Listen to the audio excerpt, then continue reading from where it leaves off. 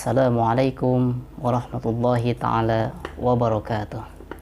Innal hamdalillah assalatu wassalamu ala Rasulillah Muhammad ibn Abdullah wa ala alihi wa sahbihi wa mawalah, amma ba'd. Hadirin jamaah rahimakumullah.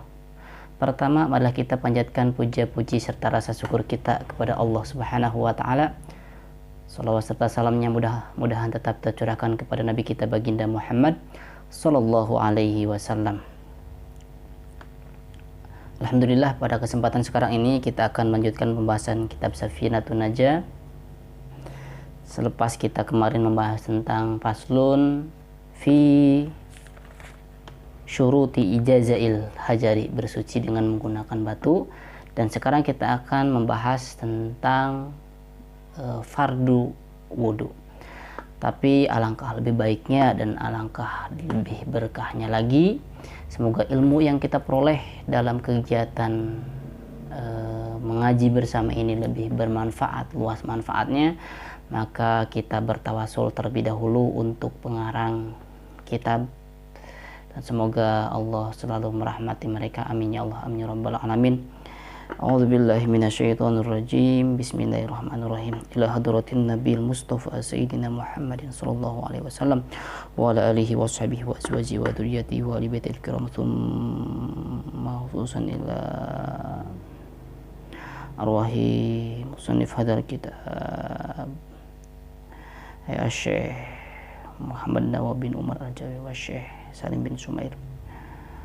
Ghafarallahu ta'ala dzunubahum wa nafa'ana bi ulumihim wa nawara kuburahum wa lahum al-jannah. Al-Fatihah.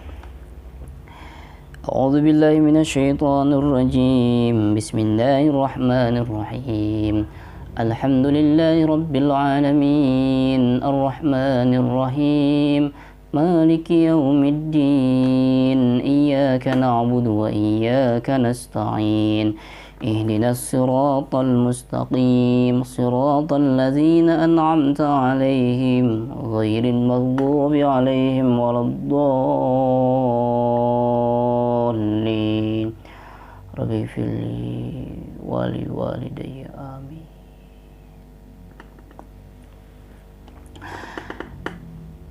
Jemaah rahimakumullah, bagi saudara-saudara yang ingin ikut mengaji bersama dan punya kitabnya, boleh diambil dulu kitabnya, terus dibuka halamannya, yaitu kitab pembahasan tentang furudul wudu.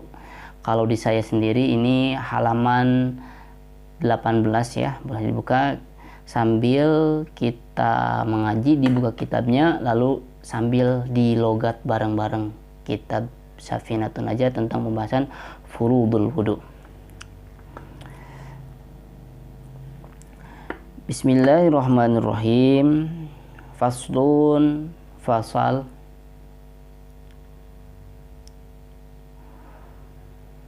Furudul wudu'i,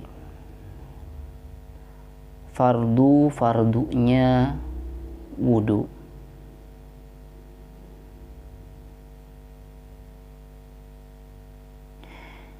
Di pasal ini membahas tentang fardunya wudu.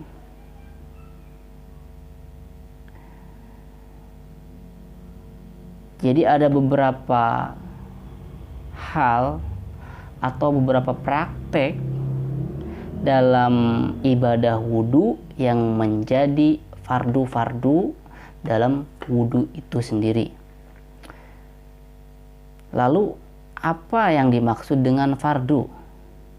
Sesuai definisinya, yang dimaksud dengan fardu itu adalah ma wajaba wan qata'a, sesuatu yang sifatnya wajib harus dilakukan, wan qata'a, dan terpisah.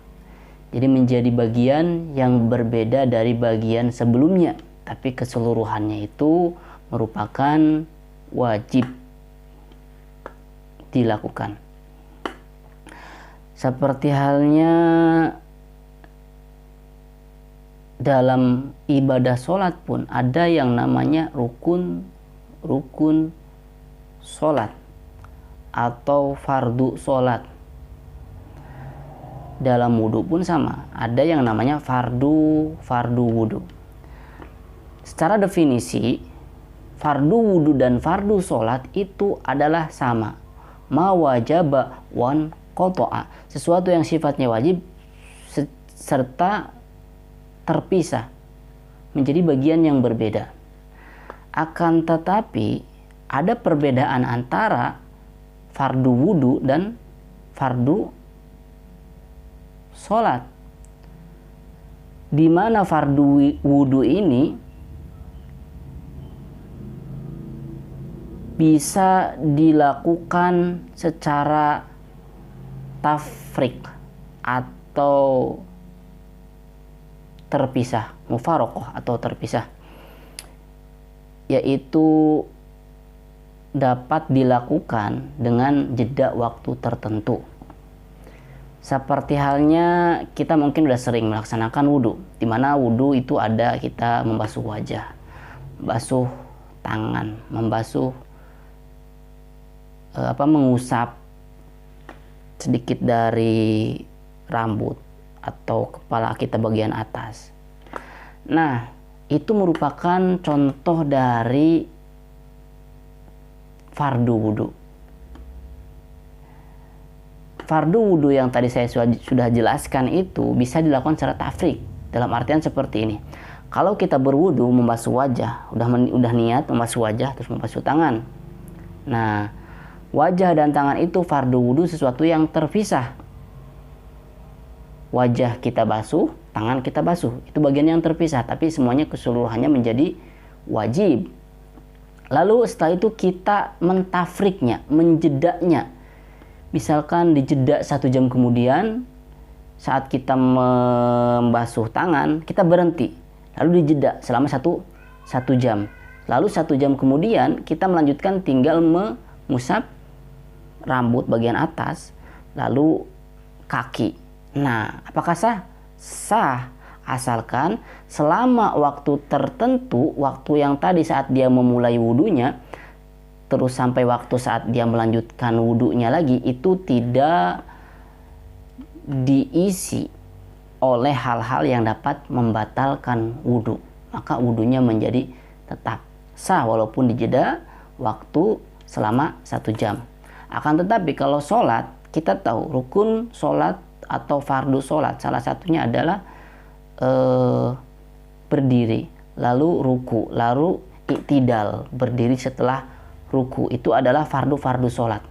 Nah, tidak bisa kita misalkan setelah iktidal menuju sujud itu dijeda terlebih dahulu, seperti halnya setelah iktidal lalu kita menjedaknya dengan melakukan aktivitas lain selain sholat. Dijeda 1 menit kah, 2 menit kah, 10 menit atau setengah jam kah? Nah, itu hukumnya tidak bisa dilakukan, karena dalam rukun sholat tidak ada yang namanya tafrik atau memutus atau menjeda. Karena walaupun terpisah, fardu sholat harus tetap dilakukan secara kontinu sampai sholat itu selesai. Beda halnya dengan wudhu, bisa kita melakukan tafrik atau diputus atau dijeda. Itu hukumnya boleh, asalkan saat selama waktu menjeda itu kita tidak mendapati hal-hal yang dapat membatalkan wudhu kita. Lalu apa yang dimaksud tentang wudhu? Wa huwa al-musamma bil mutahhiri ar-rafi'i wal mu'tadu annahu ma'qulul makna li'anna sholata munajatur rabbi ta'ala. Yang dimaksud dengan wudhu itu adalah al-musamma bil mutahhir, yang disebut dengan al-mutahhir, mensucikan, yang sifatnya menghilangkan, yaitu yang dihilangkan di sini adalah kita menghilangkan hadas kecil.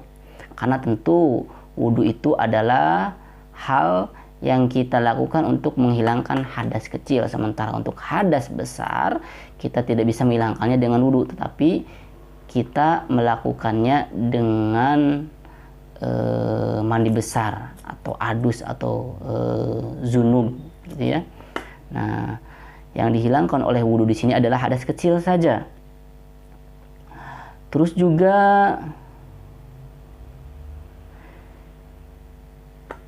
sesuatu ibadah atau aktivitas syar'iyah yang dapat difahami maknanya oleh akal, kenapa kita harus melakukan wudhu?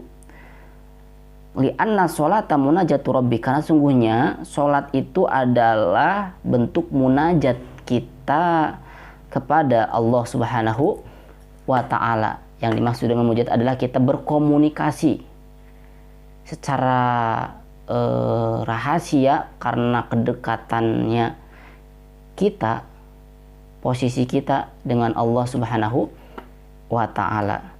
Maka tatkala kita mau melaksanakan sholat itu harus wudhu terlebih dahulu, karena kita akan bermunajat kepada Allah Subhanahu wa ta'ala. Dalam artian kita harus membersihkan diri kita terlebih dahulu, mensucikan diri kita sebelum kita melaksanakan sholat atau sebelum kita menghadap kepada Allah Subhanahu wa ta'ala. Sebagaimana Nabi Muhammad SAW, Nabi Muhammad pernah dibersihkan hatinya, dibelah dadanya. Selain saat waktu Nabi Muhammad masih kecil, Nabi Muhammad juga pernah dibelah lagi dadanya dan dibersihkan hatinya saat Nabi Muhammad akan berisra mi'raj ke langit ketujuh bertemu dengan Allah Subhanahu wa ta'ala. Dari sini kita bisa simpulkan bahwasanya saat manusia mau menuju Allah terlebih dalam praktek ibadah, maka dia harus mensucikan atau membersihkan terlebih dahulu dirinya sendiri. Fatuliba at-tanzifu, maka kalau mau bertemu Allah harus dicari at-tanzifu, pembersihan. Di ajliha, karena sebab kita mau melaksanakan sholat atau munajat kepada Allah Subhanahu wa ta'ala. Wa inna makhtusso ar-ra'su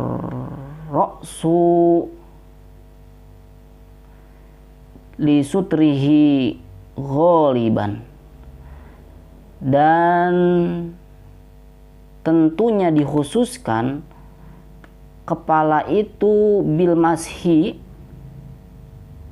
dengan cara diusap, li sutrihi, karena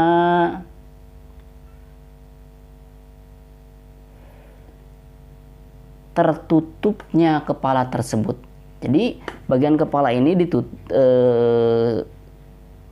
diusap saat melakukan wudhu. Kenapa diusap, tidak dibasuh? Karena kepala itu merupakan sesuatu yang tertutup, bagian tubuh kita yang tertutup atau yang terjaga.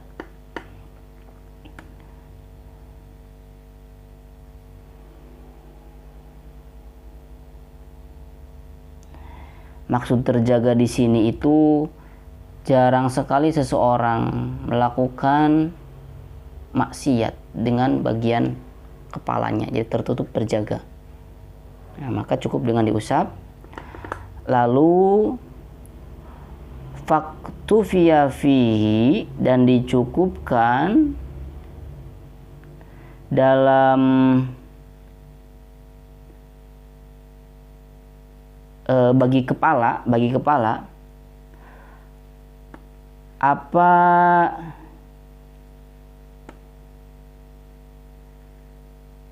bi adna torohati, bagian bawahnya, bi adna toharoti, bagian bawahnya yang disucikan, wa khussatil a'dha'i, dan dikhususkan bagi setiap anggota al-arbati yang 4 bidzalika dengan wudu li annaha mahaluk tisabil khotoya, karena sesungguhnya anggota tubuh yang 4 mana, yaitu wajah, di mana dalam wajah kita itu ada mata dan telinga. Kita sering bermaksiat dengan mata dan telinga, maka harus dibasuh saat wudu. Ada juga tangan, sering daripada kita bermaksiat dengan tangan kita, maka tangan ini nih, tangan harus dibasuh juga. Terus juga kaki itu juga harus dibasuh ya. Kaki kita itu harus dibasuh juga. Karena sering sekali kita melakukan maksiat, menjalankan langkah kaki kita ke tempat yang tidak diridhoi Allah atau yang dibenci oleh Allah Subhanahu wa ta'ala. Kepala juga sama dibasuh. Nah, karena anggota-anggota tubuh yang mana kita sering sekali melakukan maksiat dengan anggota-anggota itu, maka anggota-anggota dari tubuh kita yang sering kita gunakan untuk bermaksiat, Allah jadikan sebagai anggota wudu, agar setiap hari anggota yang kotor itu kita bersihkan dengan cara berwudu. Bahkan dijelaskan auli anna adama masya ila syajarati birijlaihi, sesungguhnya Nabi Adam pun berjalan menuju pohon buah khuldi dengan melangkahkan kedua kakinya. Watanawala, dan mengambil Nabi Adam minha dari pohon tersebut. Apa yang diambil yaitu buah khuldi, biyadaihi dengan kedua tangannya. Wa akala minha, dan memakannya minha dari sajar tersebut, bifamihi dengan mulutnya. Wa masaro suhu, dan kepalanya sempat menempel pada bagian pohon khuldi tersebut. Warokoha, terhadap daunnya. Jadi saat Nabi Adam mengambil buah khuldi, itu rambutnya itu menempel kepada daun pohon buah khuldi, sehingga bagian-bagian dari tubuh Nabi Adam tersebut, atau termasuk bagian dari tubuh kita, itu Allah jadikan sebagai anggota wudu. Tujuannya adalah agar kita membersihkan setiap anggota dari kepala kita, wajah kita, tangan kita, kaki kita. Kita bersihkan setiap hari saat kita melakukan wudu.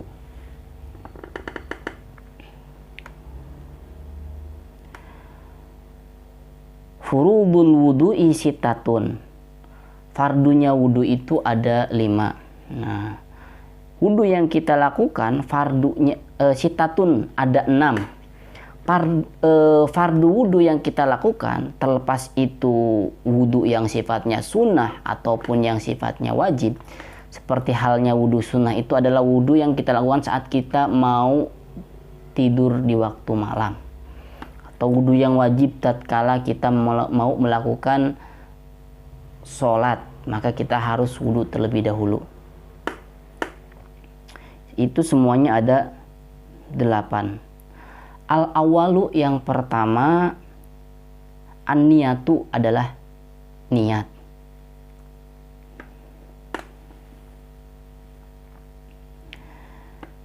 Liqaulihi sallallahu alaihi wasallam, karena niat ini sesuai dengan hadis Nabi Muhammad sallallahu alaihi wasallam, innamal a'malu binniyat, sesungguhnya setiap perbuatan itu tergantung daripada niatnya yang ada di hati. Wa innamal likulli imri'in, dan pastinya setiap orang manawa itu tergantung pada sesuatu yang ia niatkan. Setiap urusan akan menjadi baik akan menjadi nilai pahala di hadapan Allah Subhanahu wa taala apabila dia meniatkan pekerjaannya itu, perbuatannya itu untuk niat kebaikan beribadah kepada Allah Subhanahu wa taala.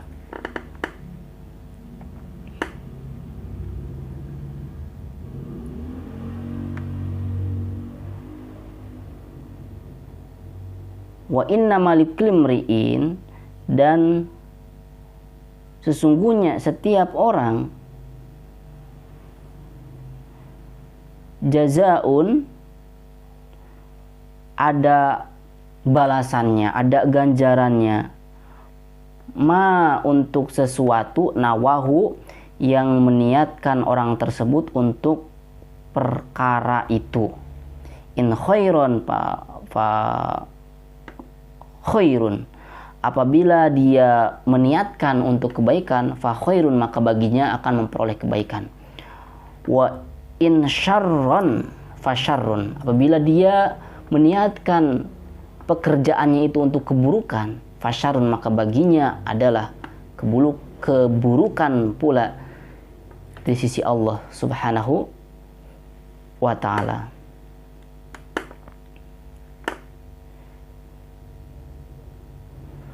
Wa kaifatuha, dan tingkahnya niat, kama qala al-Husni, seperti halnya telah berkata Imam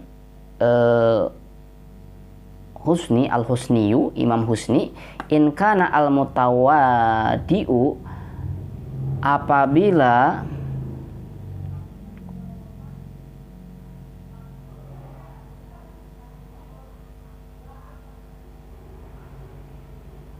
al-mutawadi atau orang yang berwudu, saliman itu orang yang selamat, dalam artian tidak ada masalah atau kendala apabila dia melakukan wudu, tidak ada uzur apabila dia melakukan wudu. La ilatan bihi, tidak ada ilat, ya, tidak ada sesuatu yang menghalangi, yang melarang, yang menjadi kendala untuk dia melakukan wudu. Bihi, kepada mutawadi, orang yang berwudu. Ayyan wiya ahada salasati umurin, maka orang itu harus berniat atau meniatkan, niatnya itu harus mencakup salah satu dari 3 tujuan ia melakukan wudu.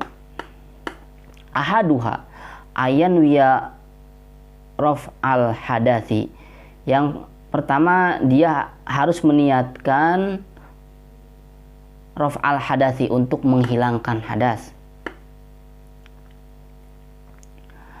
Awit toharoti, atau untuk toharoh, yaitu bersuci, anil hadasi, dari hadas. Jadi dia meniatkan untuk menghilangkan hadas, atau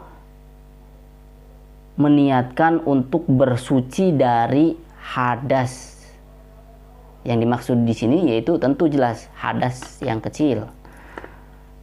Au taharati lis sholati, atau bersuci untuk melaksanakan sholat. Atsani, atau yang kedua itu ayan wiya istibahati sholat, dia meniatkan untuk memperoleh dibolehkannya sholat, au ghairiha, atau selain daripada itu, mimma la yubahu, dari perkara la yubahu yang tidak bisa diperoleh illa bi toharoti, kecuali dengan toharoh, atau kecuali dengan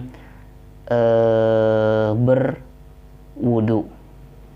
Nah, seperti halnya hadas kecil, di saat ada air itu, saat kita mau bersuci, kita tidak bisa memperoleh kesucian atau mensucikan hadas kecil tersebut kecuali kita dengan melakukan wudhu. Kenapa harus dengan wudhu? Karena pada saat kondisi itu dijelaskan masih ada ketersediaan air.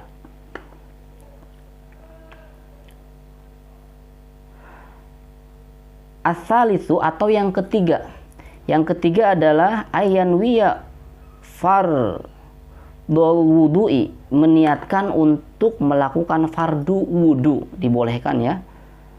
Au ada al wudu'i, atau niat untuk melakukan wudu, awil wudu'i, atau melakukan wudu juga ya, melakukan wudu. Jadi meniatkan untuk melakukan wudu.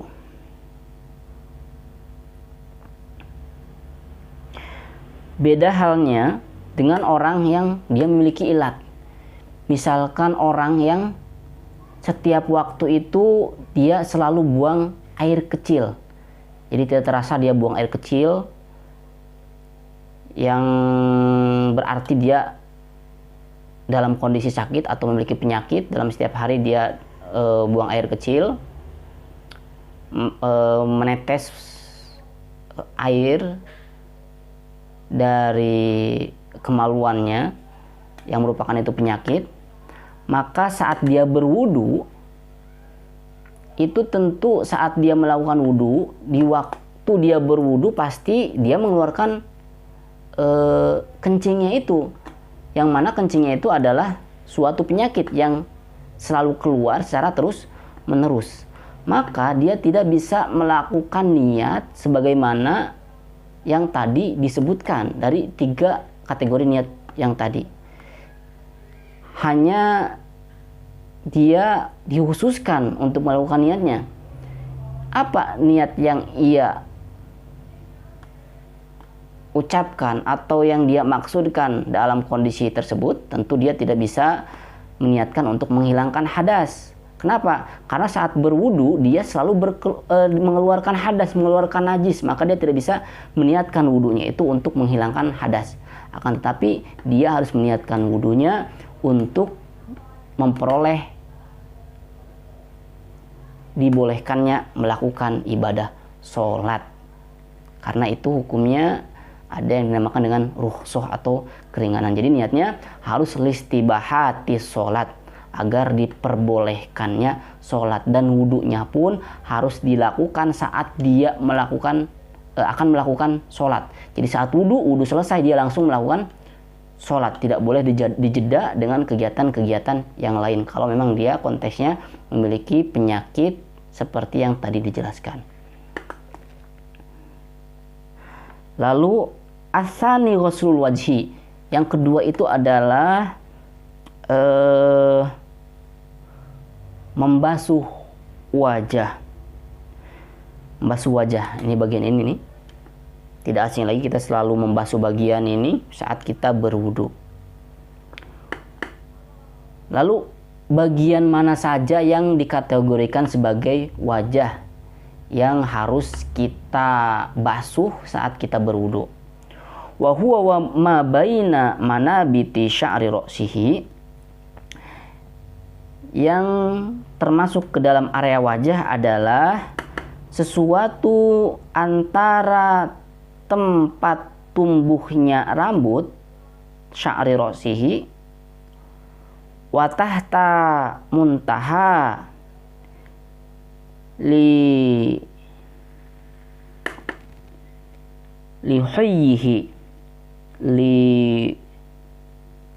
lihuyaihi, dan bagian bawah itu dari mulai ujung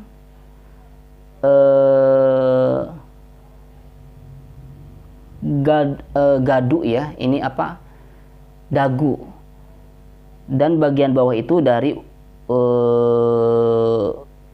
ujung dagunya ini. Jadi tempat tumbuhnya rambut sini, tempat tumbuhnya rambut nih yang ini. Nah ini harus kita basuh ya, harus kena ini bagian ini nih, tempat tumbuhnya rambut, dan gadu, nih gadu sini. Lalu wama baina udhunaihi, dan sesuatu antara dua telinganya, berarti ini nih. Nah ini dari sini sampai sini ini harus kebasuh. Nah, lalu bagaimana dengan rambut yang ada di wajah? Pertanyaannya mungkin akan muncul seperti itu. Untuk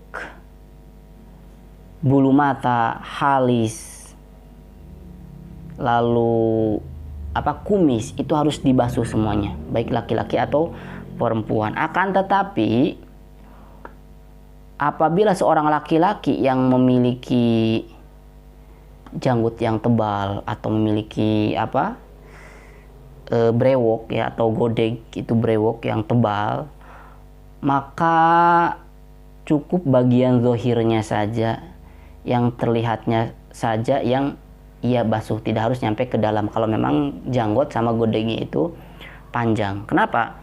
Karena janggut sama brewok itu merupakan sesuatu bagian tubuh atau rambut bagian tubuh yang sifatnya sunnah untuk dipanjangkan bagi laki-laki.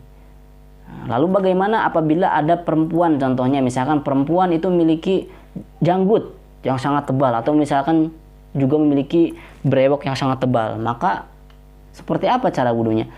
Maka dia harus tetap membasuh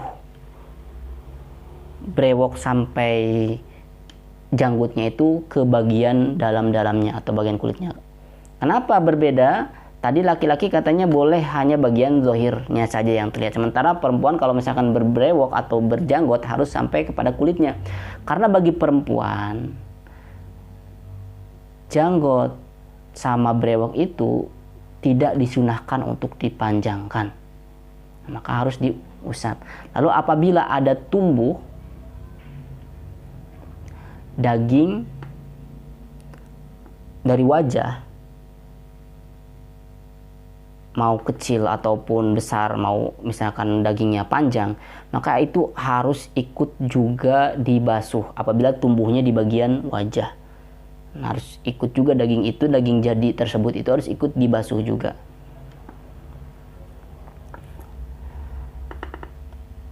Lalu ats-tsalitsu ghuslul yadaini ma'al mirfaqaini. Yang ketiga adalah membasuh kedua tangan sampai kepada kedua sikutnya. Nah ini sikut nih yang saya tekuk, ini sikut.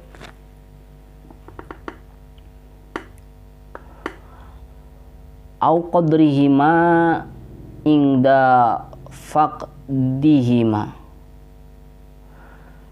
atau perkiraan kedua lutut kedua sikut tersebut, kedua sikut, atau perkiraan dua sikut tersebut ingda faqdihima apabila orang tersebut tidak memiliki sikut. Misalkan orang punya tangan tapi tidak ada sikutnya, dalam artian tangannya cuma bisa lurus kayak gini ya, nggak bisa nekuk, karena nggak ada sikutnya, maka ukuran untuk menentukan ukuran sikutnya itu diperkirakan sebagaimana orang kalau yang memang punya sikutnya itu terletak di bagian mana, maka cukup dengan diperkirakan saja.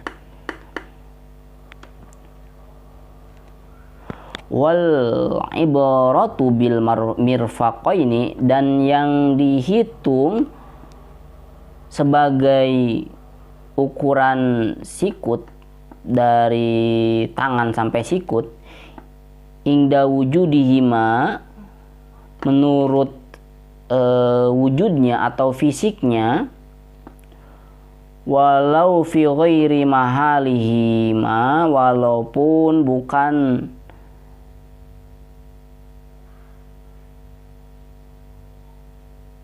berposisi pada tempatnya. Misalkan orang yang sikutnya itu agak dekat ke tangan atau jauh dari tangan ya. Al-mu'tadi yang diadatkan, hatta lawit taso tasofa, sehingga apabila dirapatkan si tangannya itu bil mankabaini, kepada dua ini tuh pundaknya, dua pundaknya dirapatkan. Uktubiro, maka dihitung itu sebagai mirfaqain. Contoh seperti ini, kita lipatkan tangannya. Nah,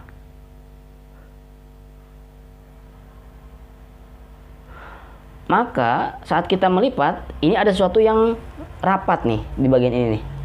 Nah, sesuatu yang rapat ini bagian ini, saat kita melipat tangan kita mendekatkan ke bagian pundak, ada yang rapat nih di sini. Dari tangan kita sama tangan atas sama tangan atas ya, ini ada yang rapat. Maka yang rapat ini masuk ke kategori bagian daripada mirfaqain atau lutut. Ya, berarti bagian ini harus ikut juga dibasuh saat berwudu. Berarti dari tangan bawah sampai ke bagian ini yang tadi ikut nempel saat tangan saya ditekuk. Itu ya. Harus dilebihkan sebetulnya ya. Kenapa harus dilebihkan? Agar sempurna. Karena menurut kaidah malayatimmu al wajibu illa bihi fawa wajibun. Apabila sesuatu yang wajib tidak bisa sempurna kecuali dengan sesuatu tersebut, maka sesuatu tersebut hukumnya menjadi wajib. Nah, seperti kesempurnaan itu akan diperoleh apabila kita menambahkan batasan. Maka agar sempurna tercapai, bagian atasnya pun nih itu harus ikut dibasuh agar menjadi sempurna. Maka hukumnya menjadi wajib karena sebagai penyempurna. Jadi kita harus basuh ini ya. Nah, basuh sampai sini.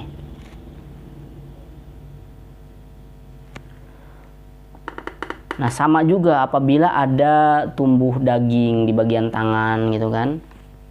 Itu juga harus ikut dibasuh karena merupakan bagian dari tangan. Lalu sampai ke sela-sela kuku juga itu harus kena air ya.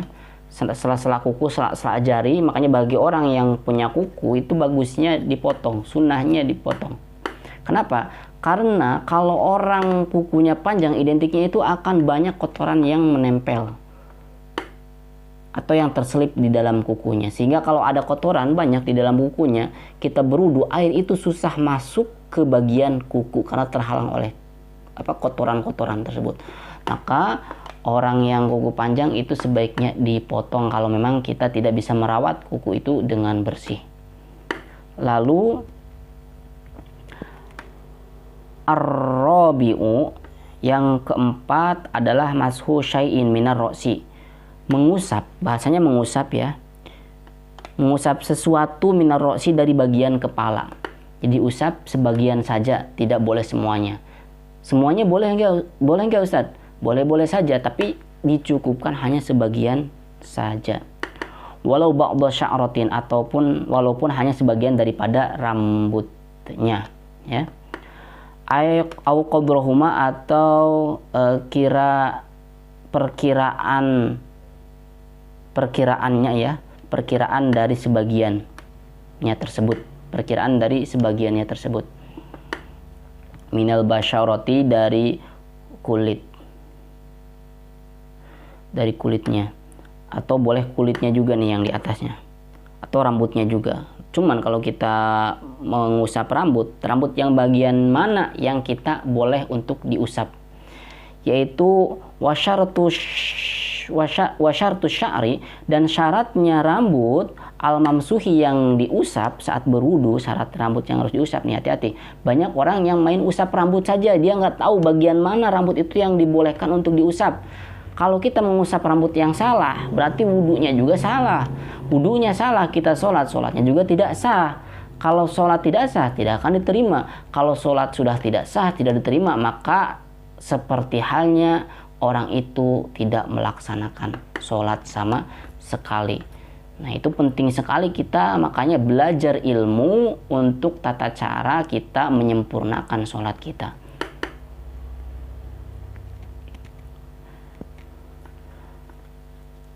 Allah alla yahruja, nah rambutnya ini tidak boleh rambut yang keluar an haddir roksi dari batasan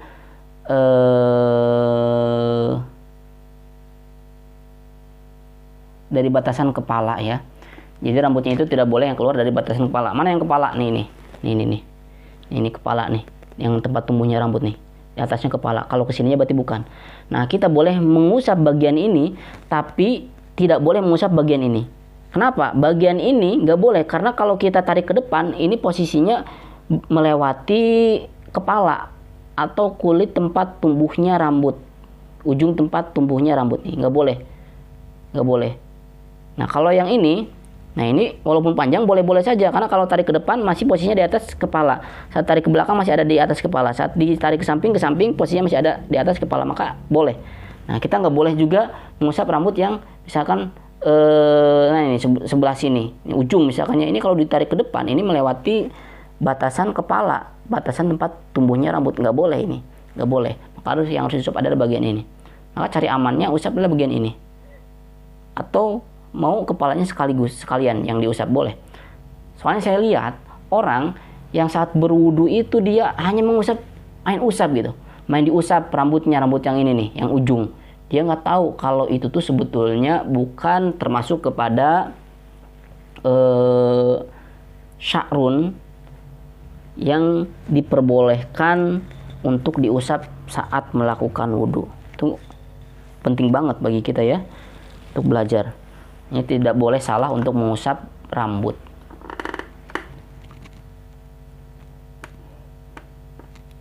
Min jihati nuzulihi, itu dari arah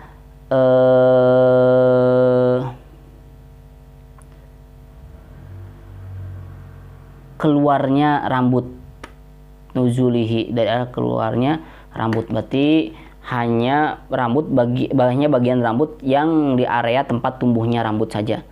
Nah, tidak boleh melewati batas itu. Lalu min janibi, min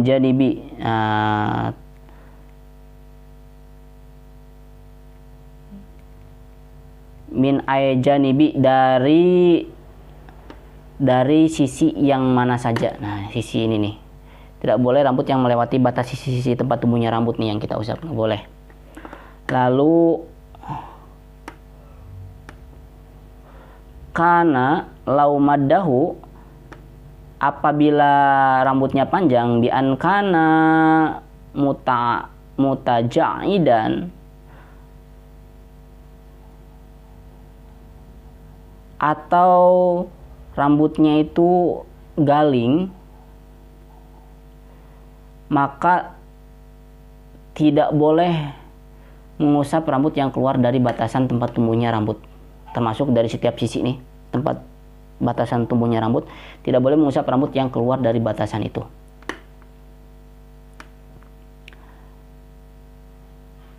Lalu al-khamisu waslur rijlaini, yang kelima adalah membasuh kedua kakinya, ma'al ka'baini, serta mata kakinya. Wa illam yakuna, dan adapun dan kalaupun tidak memiliki mata kaki, misalkan ada orang yang tidak memiliki mata kaki, jadi kakinya itu tidak ada sendi di bagian mata kakinya, jadi langsung nyambung antara tulang betis sama tulang kaki itu, gak ada sendinya, maka fi mahalihima al-mu'tadi, tidak ada mata kakinya pada tempat yang menjadi adatnya mata kaki. Wattafaqo al ulama, maka ulama sudah bersepakat ala annal murada, karena sesungguhnya yang dimaksud bil ka'baini, dengan ka'bain atau bagian mata kaki ya, al azmani, yaitu tulang al-barizani, yang terlihat keduanya, bainas saqi, antara betis, wal qadami, dan telapak kaki, fi kulli rajulin, bagi setiap lelaki ataupun perempuan. Nah, apabila tidak memiliki mata kaki, maka yang dimaksud dengan Ka'bain di situ adalah bagian antara betis dan juga telapak kaki. Nah, itu yang dikategorikan sebagai Ka'bain apabila orang itu tidak memiliki persendian atau mata kaki. Maka fikulli rojulin, pada setiap lelaki Ka'bani pasti ada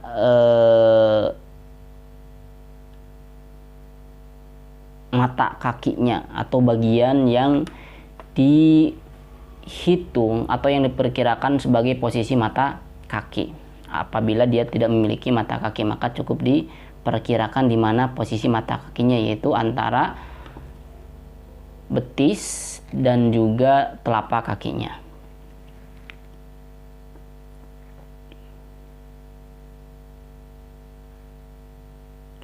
Walau quti'a, dan apabila dipotong apa ba'du qadamaihi, sebagian dari telapak kakinya, wajaba, maka wajib ghuslul baqi, membasuh sisanya. Misalkan orang itu dari sebagian kakinya dipotong, jarinya dipotong, entah itu dia motong sendiri atau kena hukuman si jari-jarinya dipotong, maka dia tinggal atau dicukupkan untuk membasuh sisanya saja yang masih tersisa daripada kakinya tersebut. Nah, tidak memaksakan dia membasuh jarinya. Kenapa? Karena kakinya sudah tidak ada, maka cukup membasuh bagian yang ada daripada bagian kakinya tersebut. Fa in quti'a min fawqil ka'bi, apabila kakinya itu dipotong dari atas mata kaki, fala fardho, maka tidak difardukan alaihi, kepada orang tersebut untuk membasuhnya, karena otomatis tidak ada bagian kaki sampai Ka'bain atau bagian kaki sampai mata kaki, karena dipotong. Terlepas dia kena hukuman atau seperti apa atau kecelakaan, maka tidak difardukan untuk membasuhnya. Akan tetapi wayusan ghuslul baqi,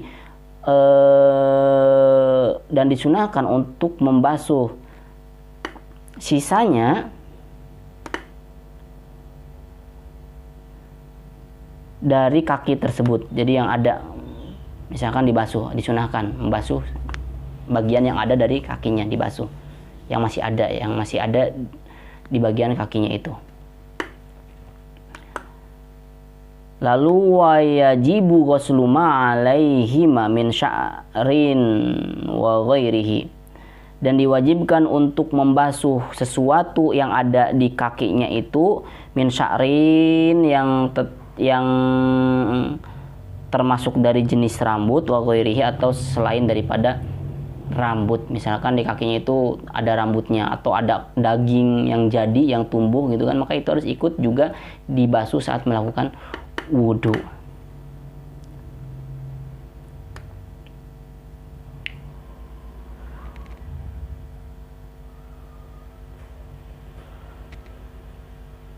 Dari rukun wudhu atau fardu wudhu yang tadi telah saya jelaskan,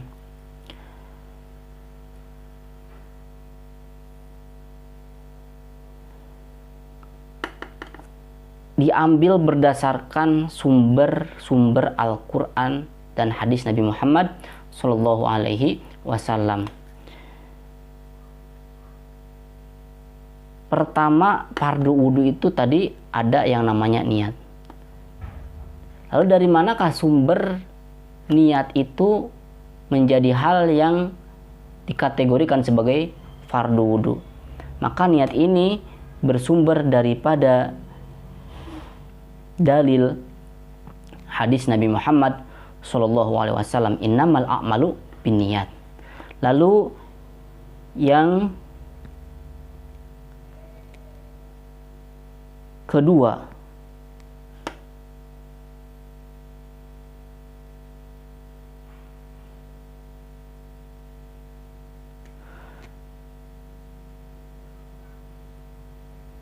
rukun yang empat, kita membasuh tangan, mengusap rambut atau kepala, terus membasuh wajah. Pertama membasuh wajah, tangan, kepala, lalu yang keempat kaki. Itu dalilnya adalah dari Al-Qur'anul Karim, sebagaimana Allah Subhanahu wa taala telah berfirman, "Faghsilu wujuhakum wa aydiyakum ilal marafiqi wamsahu bi ru'usikum wa arjulikum ilal ka'bain." Kata Allah, basuhlah oleh kalian wajah kalian, wa aydiyakum, dan basuhlah tangan kalian ilal marafiqi, sampai kepada sikutnya, lalu wamsahu bi ru'usikum, dan usaplah kepala kalian, wa arjulikum ilal ka'bain, dan basuhlah kaki kalian sampai kepada mata kaki. Itu dalil yang diambil berdasarkan dari ayat Al-Quran atau kalam Allah Subhanahu wa ta'ala. Lalu yang terakhir adalah tartib atau tertib. Nah, harus tertib. Wasadisu at-tartibu, rukun yang keenamnya adalah tartib. Fi af'alihi, dalam pengerjaan wudu. Nah, tartib ini ada dalilnya itu dari Al-Quran dan juga hadis Nabi Muhammad SAW. Jadi tartib itu adalah berurutan. Yang paling awal harus dilakukan pertama, yang kedua dilakukan kedua, ketiga keempat, yang terakhir maka harus diakhirkan sesuai dengan urutan berdasarkan redaksi Al-Quran yang telah difirmankan oleh Allah Subhanahu wa ta'ala. Jadi sifatnya tartib itu adalah intinya kita harus melakukan fardu wudu itu dengan secara berurutan. Dari 1, 2, 3, 4, 5, 6 harus berurutan, tidak boleh dilakukan dengan secara acak. Kalau kita melakukan dengan secara acak, misalkan kita niat dulu baru membasuh wajah, membasuh wajah, terus kaki, baru tangan, lalu ke rambut, itu dilakukan secara acak, maka kalau seperti itu konteksnya tidak sah wudunya bagi orang tersebut. Kenapa? Karena tidak sesuai dengan apa yang menjadi fardu wudu. Salah satunya adalah melakukan dengan tartib atau secara berurutan. Alhamdulillah, insyaallah mudah-mudahan dari pembahasan yang tadi telah saya sampaikan bisa bermanfaat, luas manfaatnya khususnya bagi diri saya pribadi dan umumnya bagi semuanya. Insyaallah, amin ya Allah, amin ya rabbal alamin. Mari kita tutup bersama-sama dengan doa kifaratul majlis. Subhanakallahumma wa bihamdika asyhadu an la ilaha illa anta astaghfiruka wa atubu ilaik. Assalamualaikum warahmatullahi taala wabarakatuh.